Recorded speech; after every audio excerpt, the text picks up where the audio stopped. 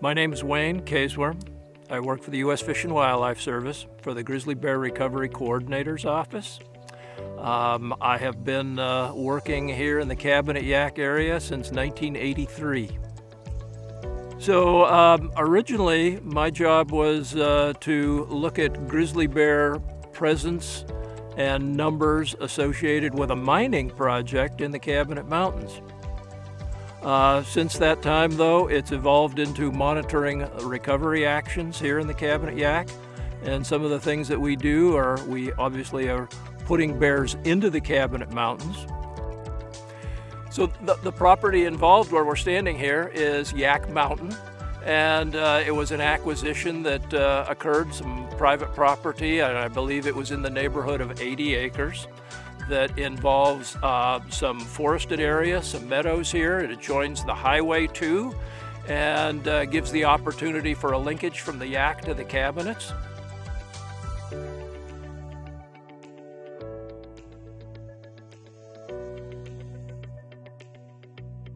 We also, not only did we identify, at least from the linkage model here, that this was an area where we would expect grizzly bears to cross, because of the habitat, because of the land ownership program, that we have actually identified at least one grizzly bear that crossed on the perimeter of this property, getting from the Cabinets to the Yaak.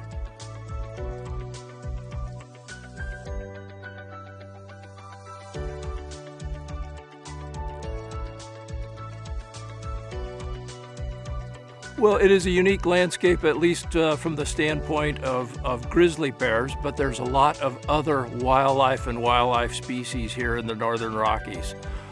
Complete suite of predators, ungulates, mesocarnivores, a lot of different animals that make up an interesting landscape here, as well as just the sheer amount of wilderness and wild places.